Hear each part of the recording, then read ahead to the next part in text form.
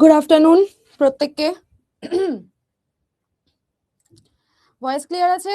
Good afternoon, good afternoon. Yes, আমি এসে গেছি। চলো,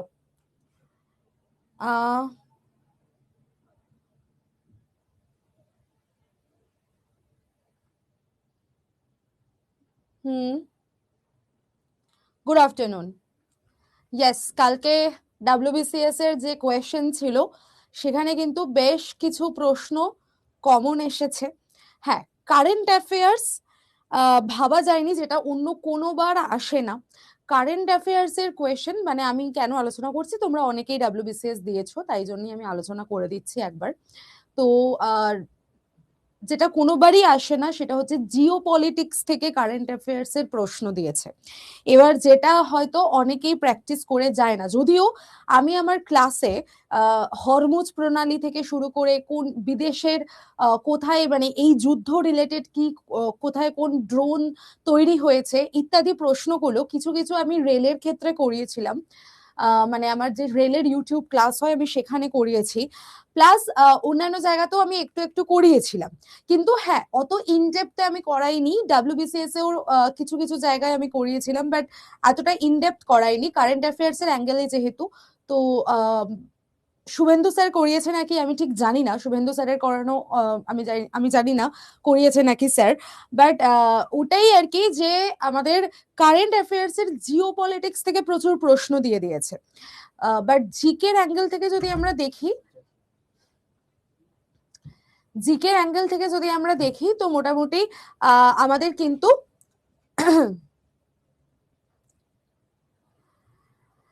আমাদের কিন্তু বেশ কিছু প্রশ্ন কমন এসেছে। ডাব্লিউবিসিএস এর লাস্ট যে আমি ম্যারাথন নিয়েছিলাম স্ট্যাটিক জিকে পলিটি ইকোনমিক্স, ওখান থেকে তো প্রচুর প্রশ্ন কমন এসেছে। এছাড়াও কিন্তু মোটামুটি প্রশ্ন কমন এসেছে। ঠিক আছে, চলো আমি শুরু করছি ক্লাস। আজকে আজকে আমরা পড়াবো হচ্ছে লার্জেস্ট, বিগেস্ট, হাইয়েস্ট যেগুলো রয়েছে সেগুলো। এবার পুরো ইন্ডিয়ার রেসপেক্টেও পড়াবো, তার সাথে সাথে আমি কিন্তু ওয়ার্ল্ডের রেসপেক্টেও পড়াবো। ঠিক আছে, চলো শুরু করছি আজকের ক্লাস। সুপারলেটিভস এবং ভারতের এবং বিশ্বের সর্বোচ্চ যা যা কিছু রয়েছে সেগুলো আমরা জেনে নেব। ওকে,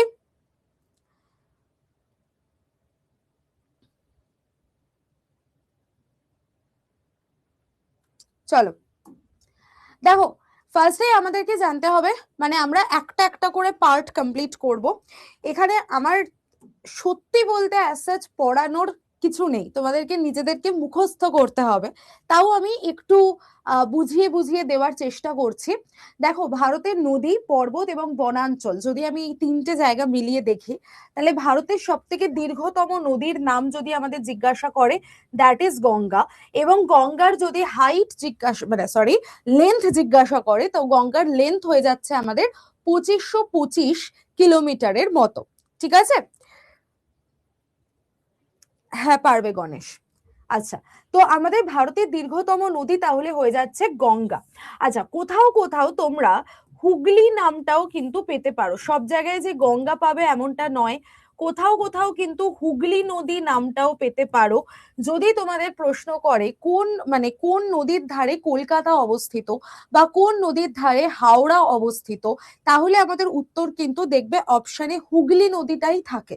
তো ম্যাক্সিমাম ক্ষেত্রে আমরা হুগলি নদীকেই কিন্তু আনসার করে থাকি। ঠিক আছে, তো এটা একটু দেখে রাখবে।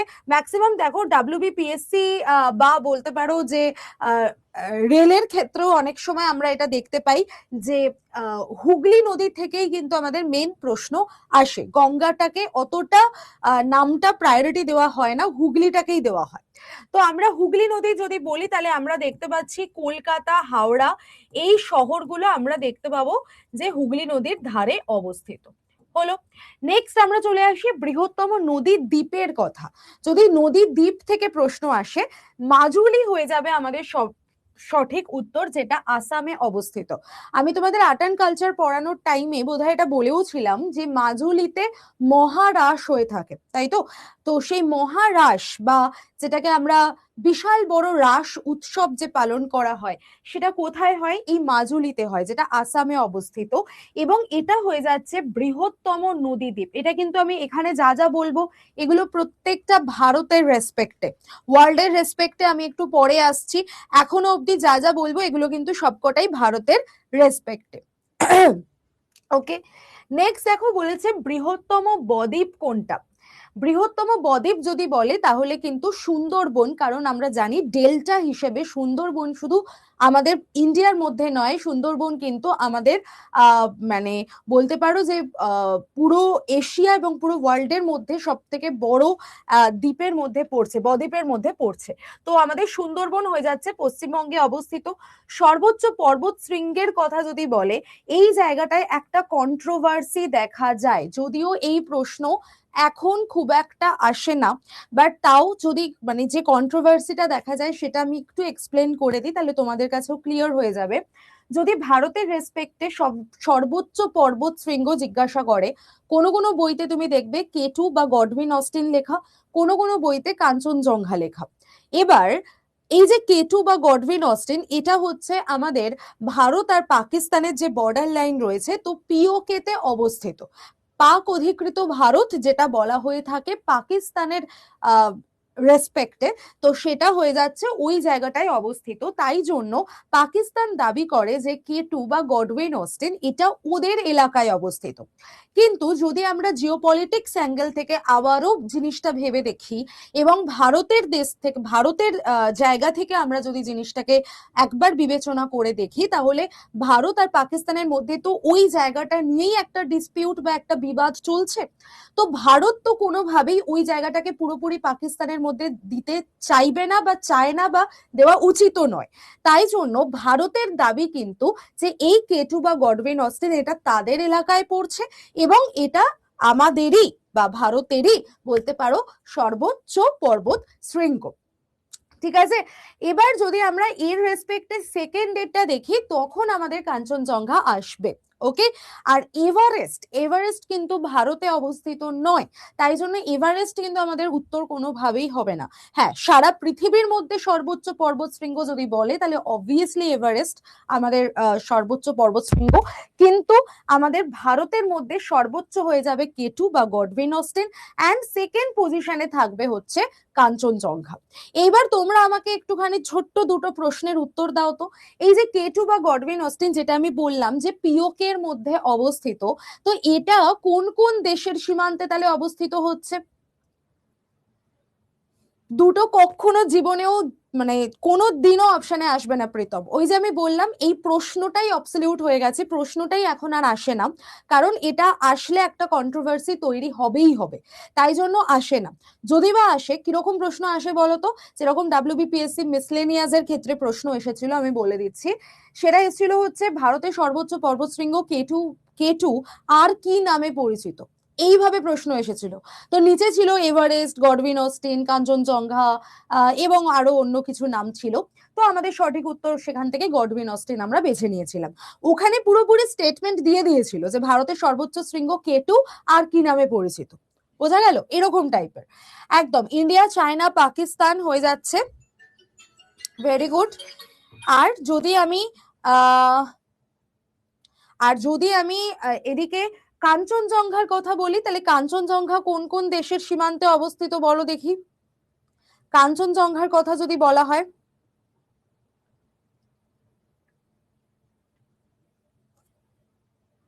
ইন্ডিয়া, নেপাল, নেপাল হবে না, সিকিম, ইন্ডিয়া, হ্যাঁ একদম ভুটান, সিকিম, ভুটান আর সিকিমের বর্ডারে হচ্ছে আমাদের কাঞ্চনজঙ্ঘা। ঠিক আছে, ভুটান আর সিকিমের বর্ডারে হচ্ছে আমাদের কাঞ্চনজঙ্ঘা। আর তোমরা যে বললে ভারত আর নেপাল, ভারত আর নেপালের বর্ডারে বা পুরোটাই বলতে পারো নেপালের দিকেই অবস্থিত, সেটা হচ্ছে এভারেস্ট। যদি আমাদের এভারেস্টে যেতে হয় তখন আমাদের কিন্তু নেপাল থেকে যেতে হবে এভারেস্টে উঠতে গেলে। তো ভারত হয়ে নেপালের বর্ডারে গিয়ে সেখান থেকে আমাদেরকে উঠতে হবে। একদম, সিকিম আমাদের অঙ্গরাজ্য, তো সিকিম আর ভুটানের বর্ডারে বলতে পারো রয়েছে হচ্ছে কাঞ্চনজঙ্ঘা। ঠিক আছে। মদন রয়, ম্যাডাম কেটুর ব্যাপারটা আরেকবার বলুন। কেটুর ব্যাপারটা কিছুই না, কেটুটা হচ্ছে গডউইন অস্টিন, যেটা আমাদের ভারতের সর্বোচ্চ শৃঙ্গ, তারই আরেক নাম হলো কেটু, যেটা ভারত আর পাকিস্তানের সীমান্তে অবস্থিত বা পিওকের মধ্যে অবস্থান করছে। পাকিস্তানের দাবি যে এটা তাদের পর্বতশৃঙ্গ, ভারতের দাবি, এবং অবভিয়াসলি সেটা আমরা মানবো অ্যাজ উই আর ইন্ডিয়ান, তো আমরা এটাই মানবো যে ভারত যেটা দাবি করছে যে কেটু বা গডউইন অস্টিন এটা ভারতের সীমান্তেই অবস্থিত। ঠিক আছে, সো এটাই আমরা মানবো। ঠিক আছে, তো এইটাই বলা হয়েছে, যদিও এখান থেকে সেরকম খুব একটা প্রশ্ন আসে না, দিলেও ডিরেক্ট প্রশ্ন চলে আসে। এবার চলে আসো হচ্ছে আমাদের বনাঞ্চলের দিকে। বৃহত্তম বনাঞ্চল যদি রাজ্যের রেসপেক্টে বলি তাহলে সেটা হচ্ছে মধ্যপ্রদেশ। তাহলে ভারতের বৃহত্তম বনাঞ্চল কোথায় অবস্থিত? মধ্যপ্রদেশ। দেখো, এটা আমাদের যদি এরিয়ার রেসপেক্টে বলে, পার্সেন্টেজ নয় কিন্তু, আয়তন বিচারে, এটা হলো আয়তন বিচারে। আয়তন বিচারে দেখো 85,724 স্কোয়ার কিলোমিটার জুড়ে বিস্তৃত হচ্ছে মধ্যপ্রদেশ আমাদের। এখন যদি একটু ট্রিকি প্রশ্ন দেয় তখন সর্বোচ্চ যে রাজ্যটার আমরা নাম পাবো অর্থাৎ মধ্যপ্রদেশ, তার আয়তনটা জানতে পারে। তার আয়তন মানে তার বৃহত্তম বনাঞ্চল যে রয়েছে তার আয়তনটা আমাদেরকে জানতে পারে, 85,724 স্কোয়ার কিলোমিটার। ঠিক আছে, এটা আমরা একটুখানি শুধু সর্বোচ্চটা মনে রাখবো। বাকি 2 নম্বর পজিশনে রয়েছে দেখো অরুণাচল প্রদেশ, এবং 3 নম্বর পজিশনে রয়েছে আমাদের মহারাষ্ট্র। তাহলে আমরা যদি রাজ্যের বিচারে দেখি এবং আয়তনের বিচারে দেখি, তাহলে সবার প্রথমে থাকছে আমাদের মধ্যপ্রদেশ, 2 নম্বরে থাকবে আমাদের অরুণাচল প্রদেশ, 3 নম্বরে থাকবে আমাদের মহারাষ্ট্র। ঠিক আছে, মধ্যপ্রদেশকে আমরা আর কি কি নামে জেনে থাকি? মধ্যপ্রদেশকে আমরা কিন্তু টাইগার স্টেট নামেও জেনে থাকি।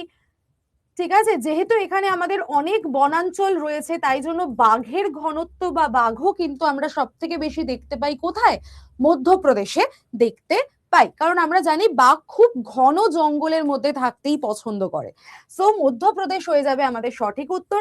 অ্যান্ড যদি আমি বলি যে মধ্যপ্রদেশে আমাদের ম্যাক্সিমাম ন্যাশনাল পার্ক যেটা, সেটাও কিন্তু মধ্যপ্রদেশেই অবস্থিত। সারা ইন্ডিয়ার মধ্যে maximum tiger reserve Madhya Pradesh, maximum national পার্কও কিন্তু আমাদের মধ্যপ্রদেশেই অবস্থিত। ঠিক আছে, আচ্ছা, আর যদি বাকিগুলো আমাদের রয়েছে, বাকি মানে অরুণাচল প্রদেশ আর মহারাষ্ট্র যথাক্রমে তারপর দ্বিতীয় আর তৃতীয় পজিশনে রয়েছে। এইবার দেখো, যদি আমাদের পার্সেন্টেজের হিসাবে বলে, যদি সারা ইন্ডিয়ার মধ্যে পার্সেন্টেজের হিসাবে বলে, তাহলে কিন্তু আমাদের সঠিক উত্তর হয়ে যাবে মিজোরাম। কারণ মিজোরামের 88% অঞ্চল নিয়েই রয়েছে বনাঞ্চল, বাকি যে অংশটুকু থাকে সেই অংশটুকুতে লোক বসতি রয়েছে, কিন্তু মিজোরামের অর্ধেক স্টেটই কিন্তু ডুবে আছে কিসের মধ্যে? জঙ্গলের মধ্যে। তাহলে বনাঞ্চলের শতাংশ হিসেবে যদি আমরা দেখি তাহলে 88% মিজোরামই বনাঞ্চলের মধ্যে রয়েছে। তো এই জায়গাগুলো আমাদেরকে একটু মাইনিউটলি দেখে মুখস্থ করে রাখতে হবে, এবং যদি এগুলোর কোনো আপডেট আসে ভবিষ্যতে, ধরে রাখো যে কোনো একটা টাইম দেখা গেল যে মিজোরামের এই 88% থেকে অনেকটাই হয়তো আরবানাইজেশনের জন্য হলো বা কোনো কিছুর জন্য হলো কমে গেল পার্সেন্টেজ, মিজোরামে হয়তো 70% বন এখন দেখতে পাওয়া যাচ্ছে, বাকি বনাঞ্চলকে ধ্বংস করে দেওয়া হয়েছে, তাহলে আমাদের সেই আপডেটটা কিন্তু পরবর্তীকালে নিয়ে নিতে হবে। যদিও এখন আমরা রিসেন্ট এরিয়াতে যদি মানে রিসেন্ট হিসাবে যদি দেখি, তাহলে মিজোরামে আমাদের পার্সেন্টেজের হিসাবে সব থেকে বেশি বনাঞ্চল আমরা দেখতে পাই। একদম ধরিত্রী দিয়ে দেবো। চল নেক্সট আমরা যদি চলে আসি, আমাদের বৃহত্তম টাইগার রিজার্ভ কোনটা? আচ্ছা, আমি আরেকবার বলে দিই, আমি যখন প্রোটেক্টেড এরিয়া তোমাদেরকে পড়াবো, প্রোটেক্টেড এরিয়া ভারতের যখন আমি তোমাদেরকে পড়াবো, তখন কিন্তু আমি এগুলোকে আরো বিস্তারিত আলোচনা করব, লাইক কোনটা আমাদের সব থেকে বড় ন্যাশনাল পার্ক, কোনটা আমাদের সব থেকে ছোট ন্যাশনাল পার্ক, কোনটাকে প্রথম ডিক্লেয়ার করা হয়েছিল, ইত্যাদি ইত্যাদি। সেই রেসপেক্টে আমি টাইগার রিজার্ভও তোমাদের পড়াবো, ওয়াইল্ড লাইফ স্যাংচুয়ারিও তোমাদের পড়াবো, বায়োস্ফিয়ার রিজার্ভও পড়াবো। ঠিক আছে, তো এখন জাস্ট এইটুকু তোমরা মুখস্থ করার জন্য মাথায় রেখে দাও, পরে কিন্তু এগুলো আরো ডিটেলে আমি তোমাদেরকে পড়াবো। তো বৃহত্তম টাইগার রিজার্ভ যদি আমি আয়তনের বিচারে দেখি, তাহলে সব থেকে বড় টাইগার রিজার্ভ অন্ধ্রপ্রদেশ আর তেলেঙ্গানার বর্ডারে অবস্থিত, that is Nagarjuna Sagar Shri Sailam tiger reserve. ঠিক আছে, কি বললাম আমি? সবার কিলোমিটার মুখস্থ করতে বললাম? আমি কি বললাম? যে প্রথম হাইয়েস্ট যে আছে তারটা মুখস্থ করতে, হাইয়েস্ট যে আছে তারটা পড়তে। ঠিক আছে, চলো। তোমরা পুরো কথা পুরোটা শোনো না কেন আমি বুঝতে পারি না।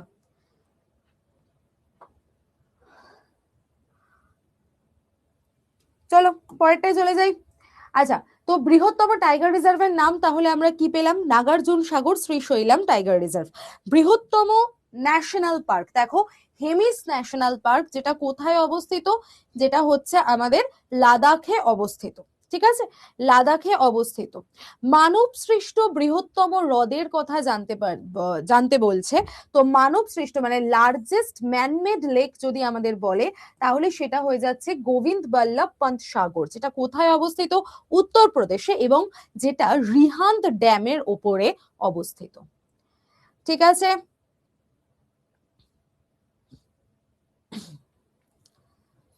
হ্যাঁ আলোরিকা পেয়ে যাবে।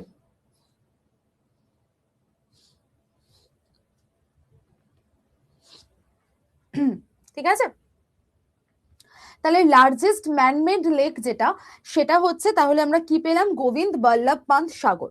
আচ্ছা, আমি এরপরে পড়াচ্ছি, বাট তোমাদেরকে একটা প্রশ্ন জিজ্ঞাসা করি, বলো তো, যদি আমাদের জিজ্ঞাসা করে ইন্ডিয়ার লার্জেস্ট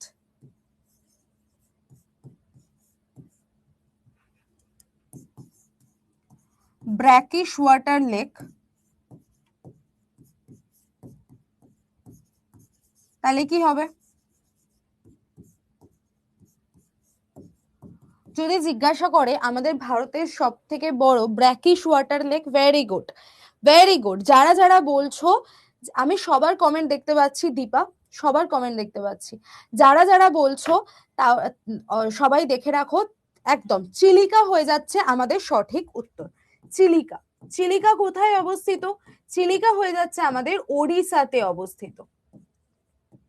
ঠিক আছে, চিলিকা হচ্ছে আমাদের ওড়িশাতে অবস্থিত, এবং মনে রাখবে চিলিকা কিন্তু আমাদের ভারতের প্রথম রামসার সাইটও বটে। ওকে, তাহলে আমাদের ইন্ডিয়ার সব থেকে লার্জেস্ট ব্র্যাকিশ ওয়াটার লেক যদি জিজ্ঞাসা করে, দ্যাট ইজ আমাদের ওড়িশাতে অবস্থিত চিলিকা লেক। ওকে, এবার চলে আসো। আচ্ছা, আরেকটা বলো তো, ইন্ডিয়ার লার্জেস্ট ফ্রেশ ওয়াটার লেক,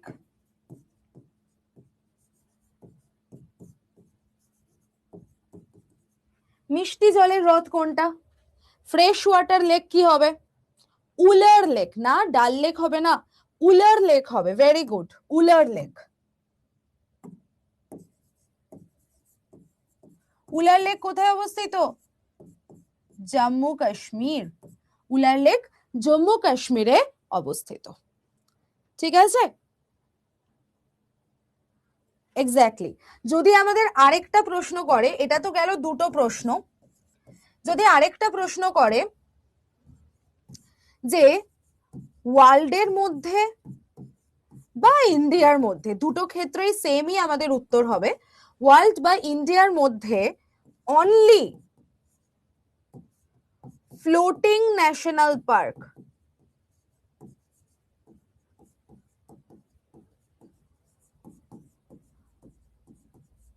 তাহলে কি উত্তর হবে আমাদের? ওয়ার্ল্ডের মধ্যে বা ইন্ডিয়ার মধ্যে একমাত্র ফ্লোটিং ন্যাশনাল পার্ক কোন হ্রদের ওপর অবস্থিত? লোকটাক লেকের ওপর অবস্থিত, অ্যান্ড এটা হয়ে যাচ্ছে আমাদের কেইবুল লামজাও ন্যাশনাল পার্ক, তাই তো? কেইবুল লামজাও ন্যাশনাল পার্ক,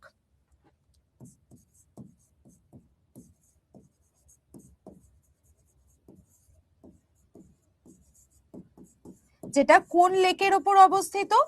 লোকটাক লেকের ওপরে অবস্থিত।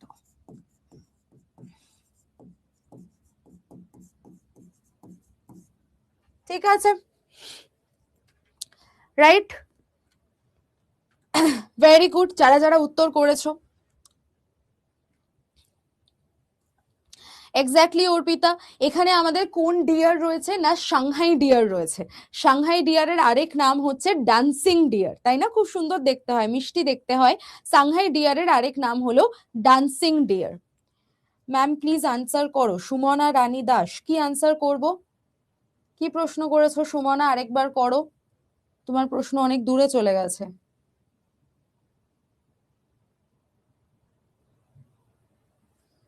আরেকবার করো প্লিজ।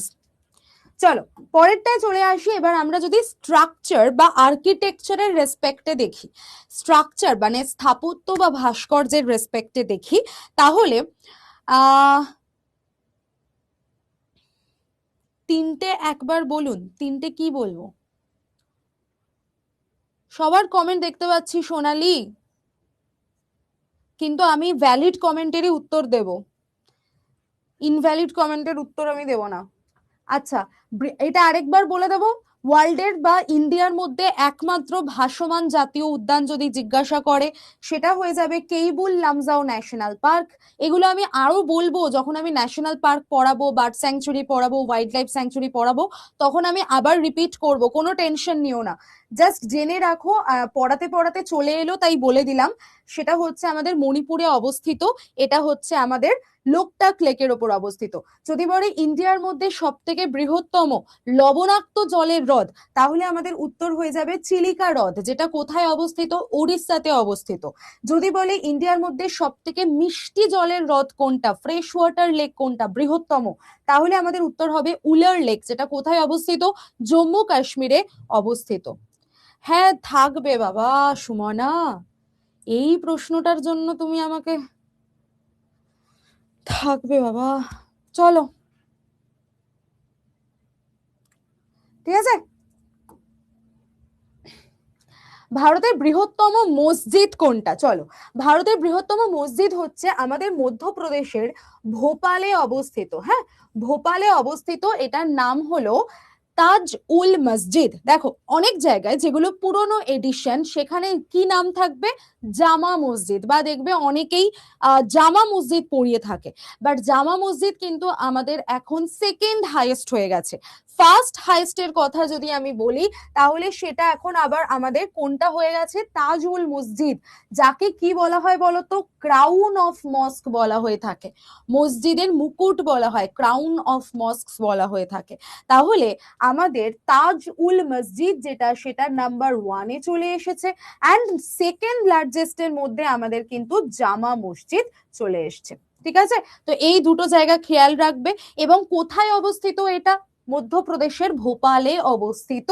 19 শতকে কমিশন করা হয়েছিল এটাকে এশিয়ার বৃহত্তম মসজিদগুলোর মধ্যে একটি, এই হিসাবে কিন্তু এটাকে বিবেচনা করা হয়েছিল, যার মধ্যে একটা বিশাল বড় এরকম উঠোন বা লন রয়েছে, এবং যার মধ্যে 3টে সাদা মার্বেল গম্বুজ রয়েছে। কারণ আমরা জানি মসজিদ বা মস্কে এরকম গম্বুজ আকৃতির কিছু পিলার থাকে, তো সেই রকম সাদা মার্বেলের পুরো গম্বুজ করা আছে।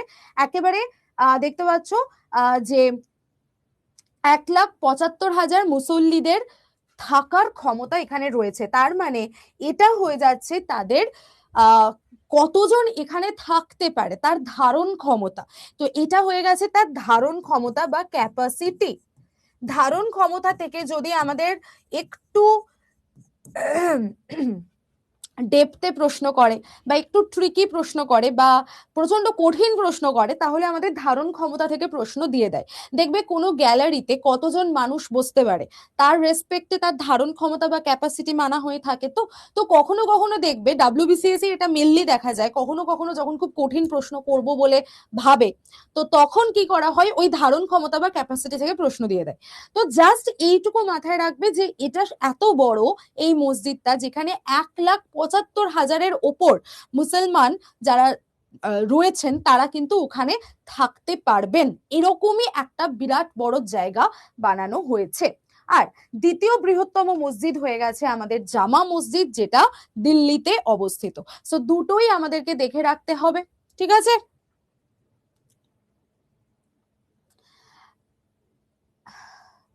এটা চেঞ্জ হয়ে গেছে, এটা অনেকদিনই চেঞ্জ হয়ে গেছে, 2023-24 সালেই চেঞ্জ হয়ে গেছে। ঠিক আছে, চলো নেক্সট চলে আসো হচ্ছে আমাদের বৃহত্তম মন্দির কমপ্লেক্সে। মন্দির কমপ্লেক্সের কথা যদি বলি, এটাতেও কিন্তু চেঞ্জ হয়েছে। আগে ছিল হচ্ছে অক্ষরধাম টেম্পল, এটা বলা হতো যে আমাদের সব থেকে বড় মন্দির কমপ্লেক্স, বাট এখন আমাদের সব থেকে বড় মন্দির কমপ্লেক্স হয়ে গেছে রঙ্গনাথ স্বামী টেম্পলের মন্দিরে, যে শ্রীরঙ্গম জায়গাটা রয়েছে সেটা তামিলনাড়ুতে অবস্থিত। এটা 156 একর জমি নিয়ে অবস্থিত। তাহলে শ্রী রঙ্গনাথ স্বামী টেম্পল যেটা, সেটা কিন্তু আমাদের এখন বৃহত্তম মন্দির কমপ্লেক্স হয়ে গেছে, যেটা তামিলনাড়ুতে অবস্থিত। আর সেকেন্ড পজিশনে চলে এসেছে দিল্লিতে অবস্থিত অক্ষরধাম টেম্পল। ঠিক আছে, এটা হয়ে যাচ্ছে অক্ষরধাম টেম্পল, যেটা 100 একর জমি জুড়ে বিস্তৃত। তার থেকে 56 একর জমি বেশি রয়েছে তোমার রঙ্গনাথ স্বামী টেম্পলে। এরপরেও রয়েছে জানো তো, 3 নম্বর পজিশনে যদি আমি বলি, আমি এখানে স্টার মার্কস দিয়ে লিখে রাখছি, 3 নম্বর পজিশনে রয়েছে আমাদের বেলুর বেলুর মঠ, যেটা রয়েছে না বেলুর মঠ মিশন, সেই জায়গাটা। এটাও তোমার ওই 64 একরের মতো জমি হবে। হ্যাঁ, বিরাট বড় এলাকা নিয়ে এই বেলুর মঠ মিশন। আর আরেকটা যেটা সেটা হচ্ছে তোমার মীনাক্ষী টেম্পল, মীনাক্ষী মন্দির, যেটাও কিন্তু তোমার তামিলনাড়ুতে অবস্থিত, বিরাট বড় মন্দির। ঠিক আছে, তামিলনাড়ুতে অবস্থিত, এটাও একটা বিরাট বড় মন্দির। তাহলে এইগুলো আমাদের পরপর মানে তোমার সিকোয়েন্সে রয়েছে, যদিও এইগুলোর থেকে খুব একটা প্রশ্ন দেবে না। প্রথম দুটোই আমাদেরকে মনে রাখতে হবে। প্রথমটা হচ্ছে রঙ্গনাথ স্বামী টেম্পল এবং দ্বিতীয়টা হচ্ছে অক্ষরধাম টেম্পল। ঠিক আছে, না রাম মন্দির এই মন্দির কমপ্লেক্সের কথা বলা হচ্ছে না, মানে মন্দিরের সামনে যে বিরাট জায়গা সেই রেসপেক্টে বলা হচ্ছে।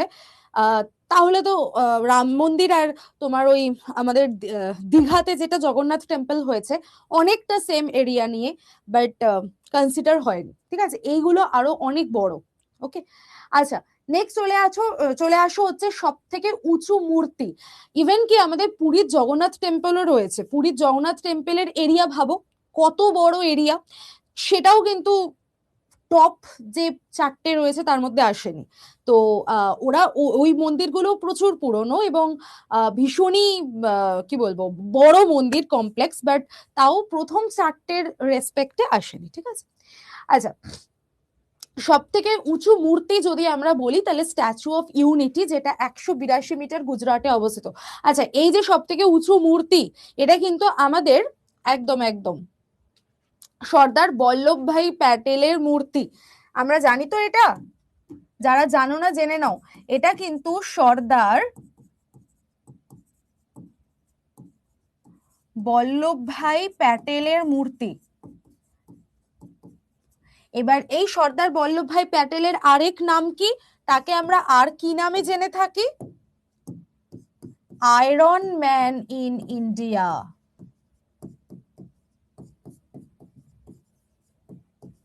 তাই তো, তাকে আমরা আয়রন ম্যান বলে জেনে থাকি। আচ্ছা, আয়রন লেডি অফ ইন্ডিয়া কাকে বলা হয় বলো দেখি? আয়রন লেডি অফ ইন্ডিয়া কাকে বলা হয়?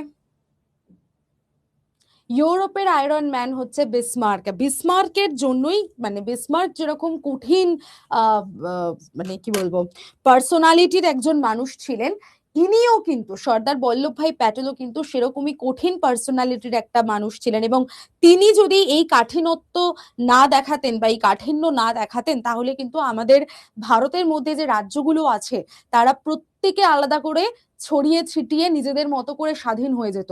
ভারত যে ঐক্যবদ্ধ হতে পেরেছে, ইউনাইটেড হতে পেরেছে, সেটা কিন্তু এই মানুষটার জন্যই। ঠিক আছে, একদম ইন্দিরা গান্ধী হয়ে যাবে আমাদের সঠিক উত্তর, যাকে আমরা আয়রন লেডি বলে থাকি। Very good. ইন্দিরা গান্ধী কত সালে ভারতরত্ন পেয়েছে? চলো একটু প্রশ্ন করি দেখি। ইন্দিরা গান্ধী কত সালে ভারতরত্ন পেয়েছে বলো দেখি?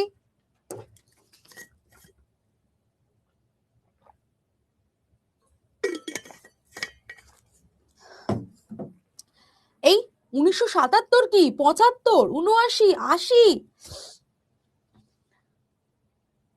1911? কি করে? না। আচ্ছা দেখো, তোমরা প্রত্যেকের আনসার দেখতে পাবে এবার। দেখো 1971 হবে, 71 ভারতরত্ন। আচ্ছা, ইন্দিরা গান্ধীর বাবার নাম কি?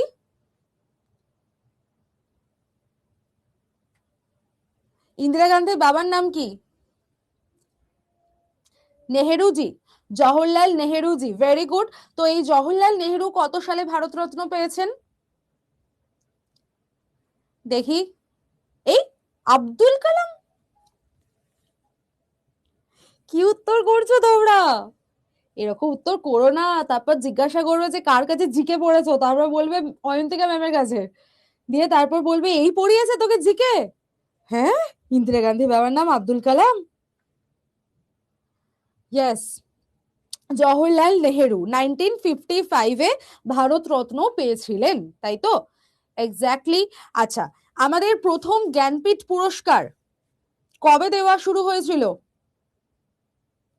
ফার্স্ট জ্ঞানপীঠ পুরস্কার কবে দেওয়া শুরু হয়েছিল বলো? চ্যাটে আগুন লেগে গেছে, তোমরা তোমাদের নিজেদের চ্যাট দেখতে খুব উৎসাহী ছিলে, আমি এতদিন পরে চ্যাট খুলে দিয়েছি, দেখো। এইরকম ফাস্ট কমেন্ট যায়, তার মধ্যে আমাকে তোমাদের কমেন্ট উদ্ধার করে পড়তে হয়, তার মধ্যে যদি একটা কমেন্ট মিস হয়ে যায় তখন তোমাদের কাছ থেকে রিপোর্ট আসে যে ম্যাম আপনি আমার মেসেজ দেখছেন না, আপনি আমাকে দেখছেন না। কি বলো তো? আচ্ছা, 1965, 56, 71, এসব কি কমেন্ট আসছে ঠিক করে বলো, চ্যাট অফ করে দেব।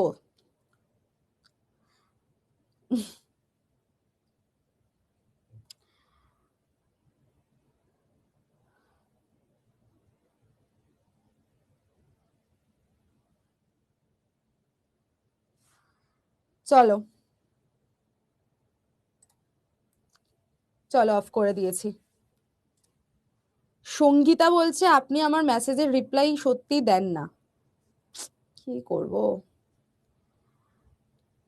সব পাবে মুনমুন, করে দিয়েছি, অফ করে দিয়েছি। 1961, ঠিক আছে। 1911 সাল যেটা বলছো সুপ্রিয়া, সেটা কি হয়েছিল বলো তো? 1911 সালে কি হয়েছিল? 1911 সালে অনেকগুলো গুরুত্বপূর্ণ ঘটনা ঘটেছিল, কি কি হয়েছিল বলো দেখি?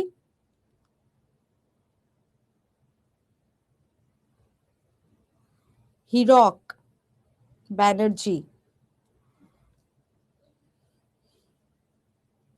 বলো। কলকাতা থেকে দিল্লিতে রাজধানী স্থানান্তর হয়েছে, বন্দনা বলেছে, ঠিক কথা। আহ এই না, এ কি? টেগর নোবেল আবার কি? রবীন্দ্রনাথ ঠাকুর নোবেল পায়নি 1911-য়, 1913-তে পেয়েছে। আহ আর কি বলছো তোমরা দেখি? আইএনসির সেকেন্ড অধিবেশন হয়েছিল Anilabh Mukherjee, very good.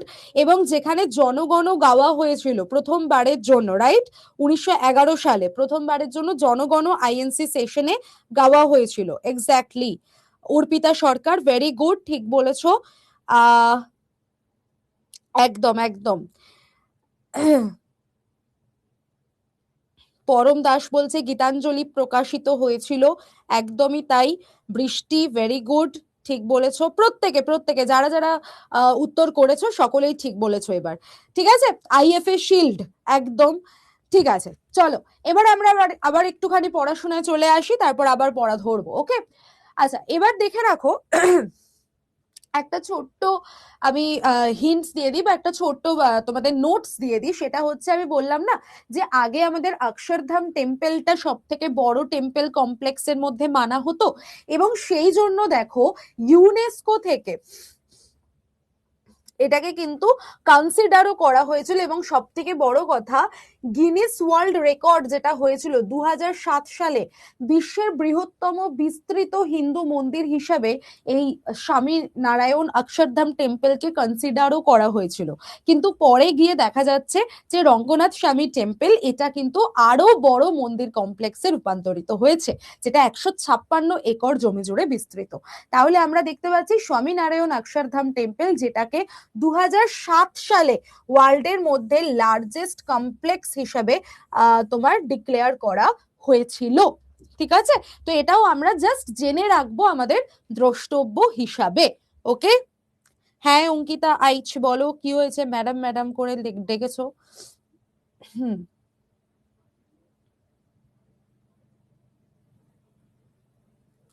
Thank you Dipa. হ্যাঁ অক্ষরধাম বিশাল বড়, ঠিক বলেছো শ্রুতি। চলো, দীর্ঘতম রেলওয়ে প্ল্যাটফর্মের কথা যদি আমি বলি, সব থেকে লম্বা প্ল্যাটফর্ম কোথায় অবস্থিত? কর্ণাটকে অবস্থিত। কর্ণাটকে আমাদের হুব্বালি জাংশন রয়েছে, হুব্বালি স্টেশন রয়েছে, সেইটা 1507 মিটার লম্বা হচ্ছে তার প্ল্যাটফর্ম। এটা হলো আমাদের ইন্ডিয়ার মধ্যে সব থেকে দীর্ঘতম বা সব থেকে লম্বা প্ল্যাটফর্ম। দীর্ঘতম টানেলের কথা যদি আমি বলি, পীর পাঞ্জাল টানেল রয়েছে, যেটা রেলওয়ের দিক থেকে, আবারও বলে দিচ্ছি রেলওয়ের দিক থেকে।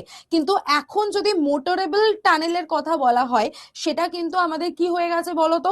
যদি বলা হয় সব থেকে দীর্ঘতম মোটরেবল টানেল কি হয়ে গেছে বা সব থেকে উঁচুতে অবস্থিত, কি হয়ে গেছে?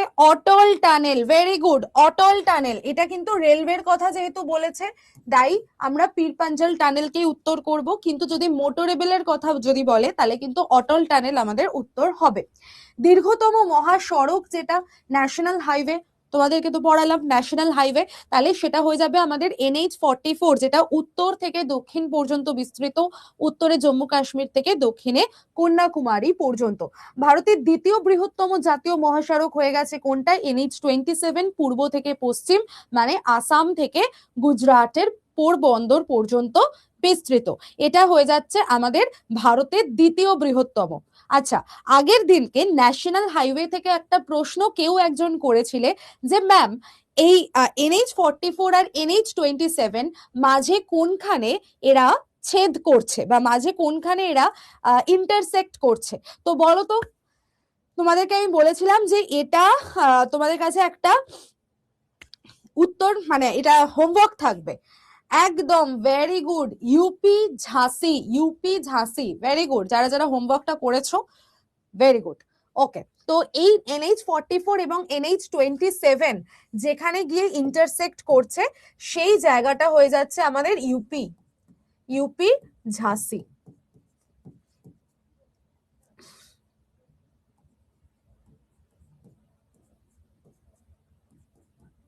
সরি, ঠিক আছে, লিখে দিলাম। আচ্ছা, এবার দেখো ভারতের বৃহত্তম বিমানবন্দর থেকে যদি আমাদের প্রশ্ন করে, সেটা কি হয়ে যাবে? ইন্দিরা গান্ধী আন্তর্জাতিক বিমানবন্দর, যেটা কোথায় অবস্থিত? দিল্লিতে। আচ্ছা, এই যে বিমানবন্দর, এয়ারপোর্ট, এখান থেকেও কিন্তু আমাদের প্রশ্ন আসতে পারে। যদি বলে আমাদের, কালকে নয় ভাই, তার আগের দিন হয়েছে। আচ্ছা, যদি বলে আমাদেরকে যে ইন্টারন্যাশনাল এয়ারপোর্ট, আমাদের মেন মেন যে মেট্রোপলিটন সিটিগুলো আছে, লাইক কলকাতা, কলকাতাতে আমাদের মেট্রোপলিটন সিটি, এখানে আমাদের ইন্টারন্যাশনাল এয়ারপোর্ট কি রয়েছে? নেতাজি সুভাষ চন্দ্র বোস ইন্টারন্যাশনাল এয়ারপোর্ট, তাই তো? Netaji Subhash Chandra Bose international airport. যদি বলে আমাদের মুম্বাইতে, মুম্বাইতে যে ইন্টারন্যাশনাল এয়ারপোর্ট আছে তার নাম কি? কি হবে? ছত্রপতি শিবাজি ইন্টারন্যাশনাল এয়ারপোর্ট, ছত্রপতি শিবাজি ইন্টারন্যাশনাল এয়ারপোর্ট, ঠিক আছে। আচ্ছা, যদি বলে আমাদের দিল্লিতে যেটা আছে, সেটা তো আমি বলেই দিলাম, Indira Gandhi international airport. And আরেকটাই পড়ে রইল চেন্নাই, চেন্নাইতে কিন্তু চেন্নাই নামকরণ করা হয়, মানে চেন্নাই ইন্টারন্যাশনাল এয়ারপোর্ট নামই এটা পরিচিত। আচ্ছা, ব্যাঙ্গালোরের ইন্টারন্যাশনাল এয়ারপোর্টের নাম কি? খুব ফেমাস, যেখানে আমাদের প্রথম গ্রিনফিল্ড তৈরি হয়েছে।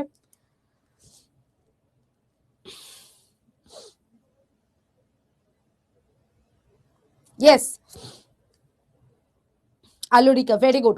ঘুম হচ্ছে ঘুম, ঘুম তো এয়ারপোর্ট নয়, ঘুম হচ্ছে আমাদের রেল স্টেশন, সেটা আমাদের সব থেকে উচ্চতম রেল স্টেশন হিসেবে পরিচিত। কেম্পেগৌড়া ইন্টারন্যাশনাল এয়ারপোর্ট, যেটা ব্যাঙ্গালোরে অবস্থিত, ভেরি গুড, একদম। না বিরাঠি, একদমই নয়।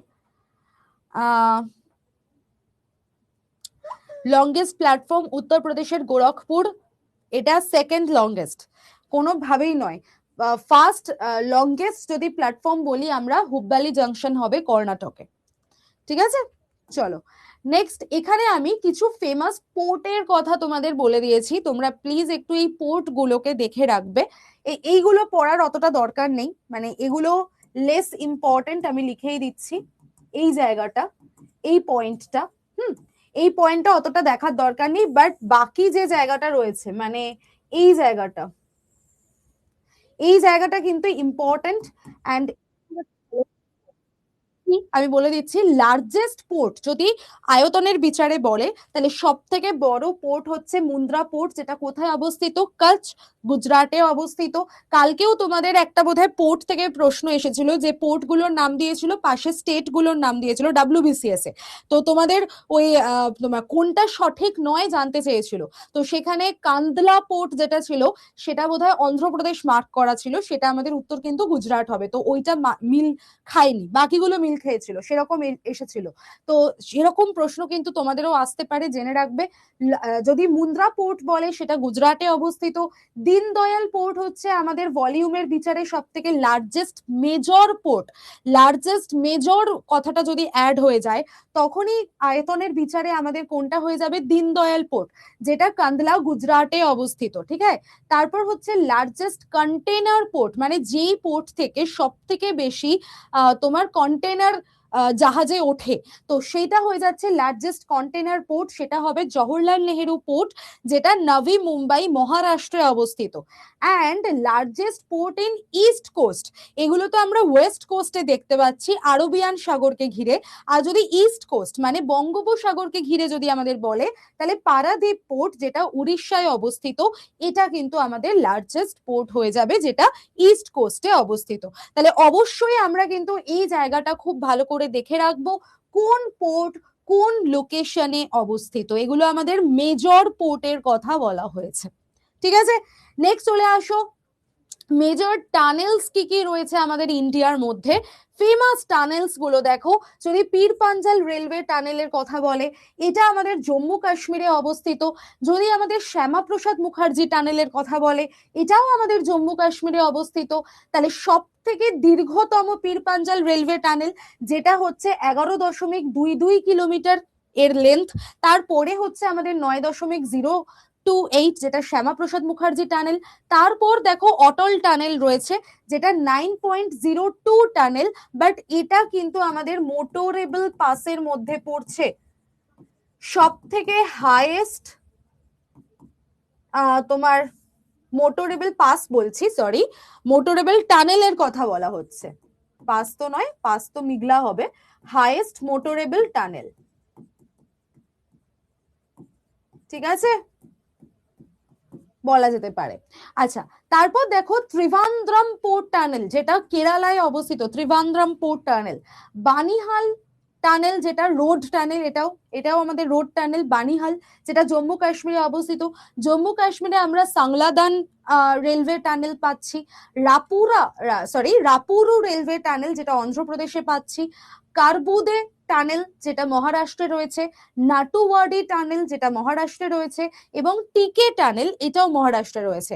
এর মধ্যে আমি বলে দিলাম, পীর পাঞ্জাল টানেল ভালো করে পড়বে, শ্যামাপ্রসাদ টানেল পড়বে, অটল টানেল পড়বে, ত্রিভান্দ্রম পড়বে, বানিহাল পড়বে।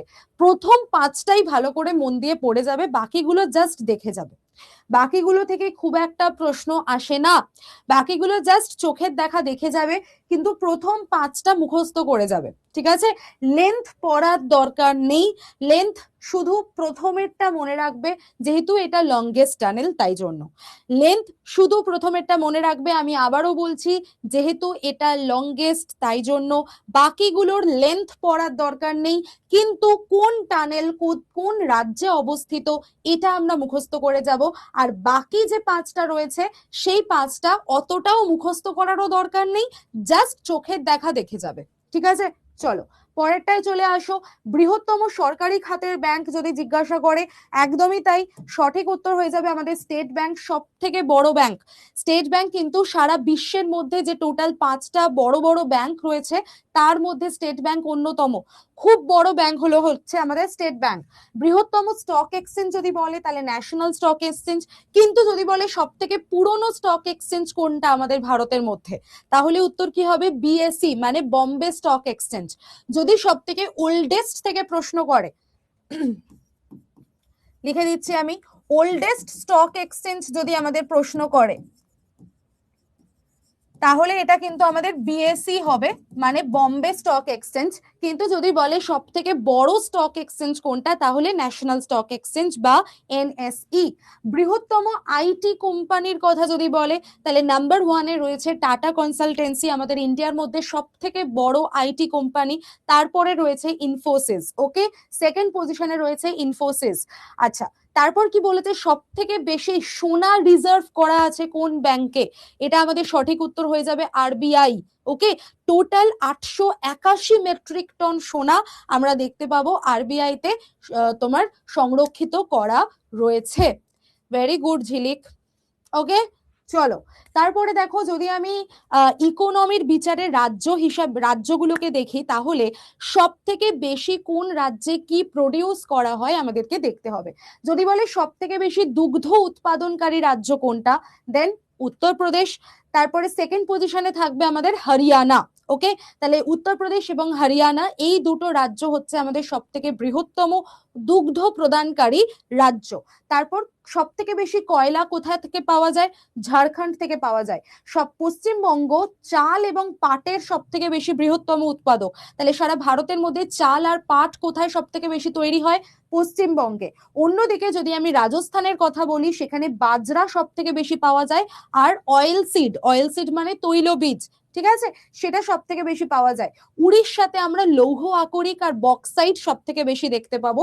তো এইগুলো একটু নিজেরা মুখস্থ করে নেবে, এগুলো তো আমার মুখস্থ করানোর কিছু নেই। বৃহত্তম কয়লা মজুদও রয়েছে কোথায় না? ঝাড়খণ্ডে। ঠিক আছে, দেশের মানে আমরা বলতে পারি সাধারণত দেশের সব থেকে ধনী সামগ্রিক খনিজ মজুদ সহ রাজ্য হয়ে গেছে আমাদের ঝাড়খণ্ড, যেখানে আমরা প্রচুর পরিমাণে খনিজ সম্পদ দেখতে পাই। মহারাষ্ট্রকে যদি আমি বলি, তাহলে শিল্প পণ্যের জন্য কিন্তু এটা সব থেকে হাইয়েস্ট পজিশনে রয়েছে, এবং আমাদের দেশের টোটাল যেটা গ্রস ভ্যালু অ্যাড, তো সেই গ্রস ভ্যালু অ্যাডেড এর উৎপাদনের সর্বোচ্চ পজিশনে রয়েছে আমাদের মহারাষ্ট্র। তাই জন্য মহারাষ্ট্রের দেখবে ম্যাক্সিমাম যে ফাইন্যান্সিয়াল অর্গানাইজেশনের যে হেডকোয়ার্টার গুলো, সেগুলো আমাদের মহারাষ্ট্র অবস্থিত বা মুম্বাইতে অবস্থিত। তো ফাইন্যান্সিয়াল ক্যাপিটাল অফ ইন্ডিয়াও কিন্তু মহারাষ্ট্র বা মহারাষ্ট্রকেই বলা হয়ে থাকে, বা মুম্বাইকে বলা হয়ে থাকে। ঠিক আছে, আচ্ছা, এখানে হচ্ছে আমাদের 2011 সালের যে হিসাব করা হয়েছিল, তার রেসপেক্টে সব থেকে বৃহত্তম রাজ্য কোনটা, জনসংখ্যার বিচারে, আয়তনের বিচারে, এগুলো একটুখানি তোমরা নিজেরা পড়ে নেবে। এগুলো আমার মুখস্থ করানোর কিছু নেই, পড়ানোর কিছু নেই, এগুলো তোমাদেরকে মুখস্থ করতে হবে, জাস্ট একটু দেখে রাখো। এবার যদি মহাদেশের রেসপেক্টে আমরা বলি, তাহলে মানে পুরো ওয়ার্ল্ডের রেসপেক্টে যদি বলে, তাহলে বৃহত্তম দেশ আয়তনের বিচারে কোনটা হয়ে যাবে? রাশিয়া। এখান থেকে কিন্তু একবার কোনো এক বছর প্রশ্ন এসেছিল। তো আয়তনের বিচারে সব থেকে বৃহত্তম দেশ হয়ে যাবে রাশিয়া। সব থেকে জনবহুল দেশ 2024 সালের যে হিসাব, সেটা কি বলছে না, ভারত চায়নাকেও ছাড়িয়ে গেছে। তো চায়নারও আগে চলে গেছে ভারত। তো সব থেকে জনবহুল দেশ কিন্তু এখন ভারত হয়ে গেছে। সব থেকে ক্ষুদ্রতম দেশ যদি বলে, তাহলে ভ্যাটিকান সিটি। বৃহত্তম মহাদেশ যদি বলে, তাহলে এশিয়া। সব থেকে ক্ষুদ্রতম মহাদেশ যদি বলে, তাহলে অস্ট্রেলিয়া। তো এই জায়গাগুলো আমাদেরকে তৈরি করে রাখতে হবে। ঠিক আছে, ঠিক আছে, ওকে ওকে, চলো নেক্সট চলে আসো হচ্ছে আমাদের যদি ভূগোলের রেসপেক্টে বলি, তাহলে দীর্ঘতম নদী আমাদের সব থেকে সারা ওয়ার্ল্ডের মধ্যে দেখতে গেলে নীল নদ, যেটা আফ্রিকাতে অবস্থিত। ওকে, এবং তারপর যদি আমাদের দ্বিতীয় পজিশনে কোন নদী জিজ্ঞাসা করে, তখন আমরা অ্যামাজন বলবো। এবং এটাও জেনে রাখো, যদি অববাহিকার বিচারে বলে, মানে লম্বা নয়, চওড়ার বিচারে বলে, তাহলে দক্ষিণ আমেরিকার অ্যামাজন অববাহিকার বিচারে কিন্তু সব থেকে লার্জেস্ট। ঠিক আছে, এটা মাথায় রাখবে। নীল নদের দৈর্ঘ্য যদি দেখা যায়, তাহলে 6650 কিলোমিটার। আর সেইখানেই যদি আমি আমাজনের দৈর্ঘ্য দেখি, তাহলে 6400 কিলোমিটার। তো এই জায়গাটা একটু খেয়াল রাখবে, যেহেতু এটা আমাদের সব থেকে ওয়ার্ল্ডের মধ্যে লংগেস্ট, তো তাই জন্য তার যে লেন্থটা সেটা আমাদের একটু মুখস্থ রাখতে হবে, যেরকম আমরা গঙ্গারটা রেখেছি, কারণ গঙ্গা 2525 কিলোমিটার, ঠিক আছে।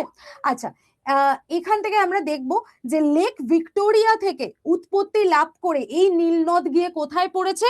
ভূমধ্যসাগর বা মেডিটেরেনিয়ান সিতে পড়েছে। তো নীল নদের যে গতিপথ এটা আমাদেরকে ভালো করে পড়তে হবে। কি কি বললাম? লেক ভিক্টোরিয়া থেকে উৎপত্তি লাভ করে, ম্যাপে দেখতে পাচ্ছ এই হলো আমাদের লেক ভিক্টোরিয়া, উৎপত্তি লাভ করেছে, গেছে গেছে গেছে গেছে খারতৌম জায়গাটা দেখতে পাচ্ছ তো, খারতৌম। এই খারতৌমের সঙ্গে গিয়ে কার সাথে মিশেছে বলতো? ব্লু নাইলের সাথে। এইখান থেকে যখন এটা উৎপত্তি হয়েছিল তখন এটা কিন্তু হোয়াইট নাইল হিসেবে পরিচিত ছিল, বা সাদা নদ, হ্যাঁ হোয়াইট নাইল, ঠিক আছে, হোয়াইট নাইল হিসেবে পরিচিত ছিল। তারপরে গিয়ে এটা ব্লু নাইলের সঙ্গে মিশেছে কোথায়? না খারতৌমের কাছে। এখান থেকে প্রশ্ন করে যে কোথায় গিয়ে দুটোর জাংশন হয়েছে, তো খারতৌম। তারপর এটা সিঙ্গেল নদ হিসেবে প্রবাহিত হয়ে নাইল নামেই পরিচিত, এবং নাইল নামেই প্রবাহিত হয়ে কোথায় গিয়ে পড়েছে? মেডিটেরেনিয়ান সি বা ভূমধ্য সাগরে গিয়ে পড়েছে, ঠিক আছে। তো এই জায়গাগুলো একটু দেখতে হবে। এছাড়া বাকি যে অন্যান্য নদীগুলো রয়েছে, যেরকম ধরো ইয়াংজি নদী, ইয়াংজি নদী যেটাকে চ্যাংজিয়াং নদীও বলা হয়, এটা চায়নার সব থেকে দীর্ঘতম নদী। চায়নার শুধু নয়, সারা এশিয়ার মধ্যে সব থেকে দীর্ঘতম নদী হচ্ছে এই ইয়াংজি নদী, ঠিক আছে। আচ্ছা, তারপরে আমরা ইয়েলো রিভারও দেখতে পাই। তো এই ইয়েলো রিভার হয়ে যাচ্ছে চায়নার মধ্যে সেকেন্ড হাইস্ট নদী হয়ে যাচ্ছে এটা। আর সারা ওয়ার্ল্ডের মধ্যে যদি দেখি তাহলে সিক্সথ হাইয়েস্ট নদী হয়ে যাচ্ছে, সরি হাইয়েস্ট না, সিক্সথ লার্জেস্ট নদী হয়ে যাচ্ছে আমাদের ইয়েলো নদী বা ইয়েলো রিভার। পারান্না নদী যেটা, সেটা দেখো দক্ষিণ আফ্রিকা, সরি আমেরিকা, মধ্য দক্ষিণ আমেরিকার মধ্যে, মানে ব্রাজিল, প্যারাগুয়ে আর আর্জেন্টিনা, এই তিনটে জায়গার মধ্যে বিস্তৃত হচ্ছে পারান্না নদী, ঠিক আছে। আর সব থেকে দৈর্ঘ্যে তো আমাজন নদী রয়েছে আমরা আমেরিকার রেসপেক্টে যদি দেখি, আর আমাজনের পরে রয়েছে আমাদের পারান্না নদী, ঠিক আছে। আচ্ছা, তারপর দেখো জাইর নদী যেটা, সেটা হয়ে যাচ্ছে বিশ্বের তৃতীয় বৃহত্তম নদী, এবং আফ্রিকার মধ্যে দ্বিতীয় দীর্ঘতম নদী হচ্ছে এই জাইর নদী। এইগুলো জাস্ট দেখে রাখবো আমরা, মানে এই যে বোল্ড করে করে যেটুকু আমি দিয়েছি সেইগুলোকে একটু ভালো করে দেখে রাখবে। আর বিশ্বের গভীরতম নদী হিসাবেও কিন্তু আমরা এই কঙ্গো নদী বা জাইর নদীকে জানতে পারি। পূর্ব দিকে এটা জাইর নামে পরিচিত, বাট অল ওভার যে নদীটা, এটা কঙ্গো নদী নামে পরিচিত, ঠিক আছে।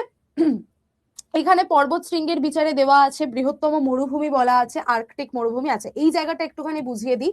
যদি আমাদের বলে দেয় যে সব থেকে কোল্ডেস্ট ডেজার্ট কোনটা, তাহলে আমাদের হয়ে যাবে আন্টার্কটিক ডেজার্ট, ঠিক আছে। এটা কিন্তু সব থেকে কোল্ডেস্ট মরুভূমি বা সব থেকে কোল্ডেস্ট ডেজার্ট।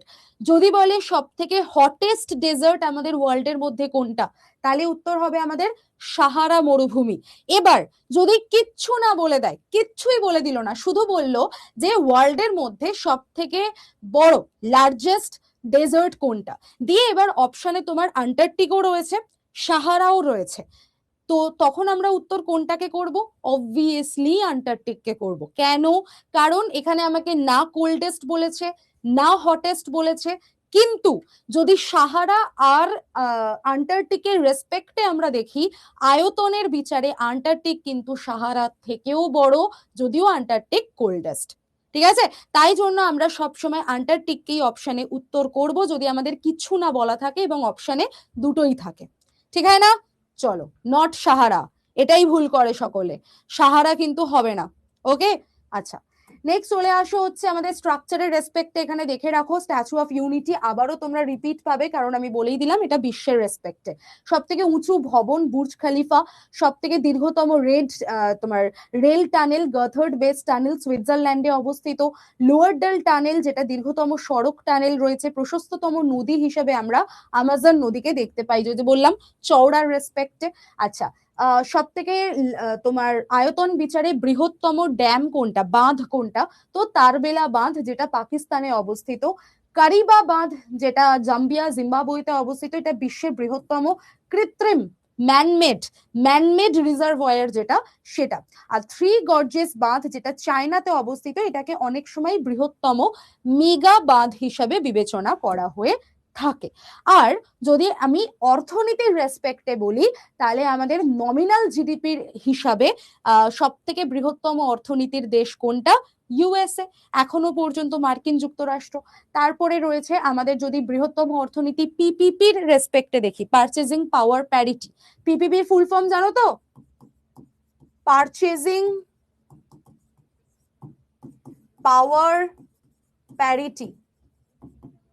এই রেসপেক্টে যদি দেখি তাহলে কিন্তু চায়না, ঠিক আছে, চায়না বৃহত্তম রপ্তানিকারক হিসেবে আমরা কাকে দেখতে পাচ্ছি? চায়না।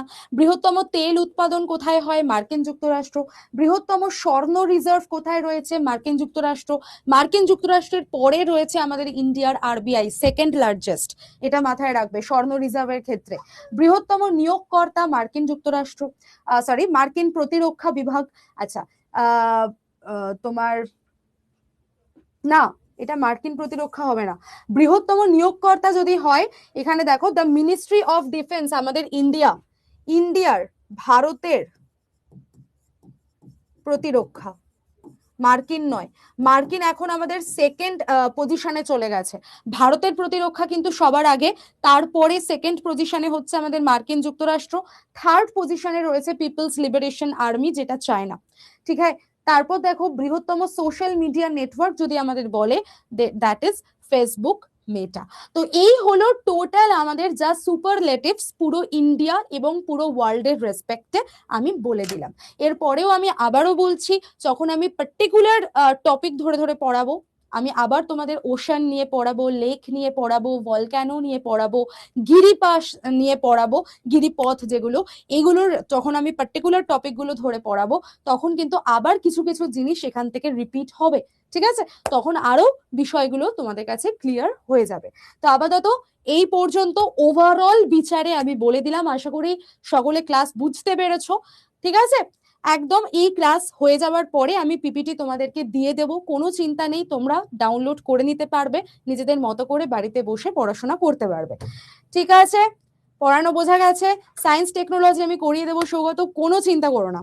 সৌগতা বা সৌগত, আমি ঠিক বুঝতে পারছি না, তো যেই হও রাগ করো না, বাট তোমার নাম মানে তোমার মানে আমি সায়েন্স টেকনোলজি অবভিয়াসলি পড়িয়ে দেবো, কোনো চিন্তা করো না। আমার কাছে সমস্ত ডকুমেন্টেড আছে যে কোনগুলো আমি পড়াচ্ছি, কোনগুলো পড়াচ্ছি না, ঠিক আছে? আচ্ছা, যারা যারা ক্লাস করলে প্রত্যেকে ক্লাস লিভ করার টাইমে ক্লাসের রেটিংটা দিয়ে দিও। ক্লাস ভালো লাগলে অবশ্যই 5-এ 5 রেটিং দিও। আমার পড়ানো ভালো লাগলে, বুঝে থাকলে অবশ্যই 5-এ 5 রেটিং দিয়ে দিও। Tata, bye bye, thank you সকলকে, টাটা।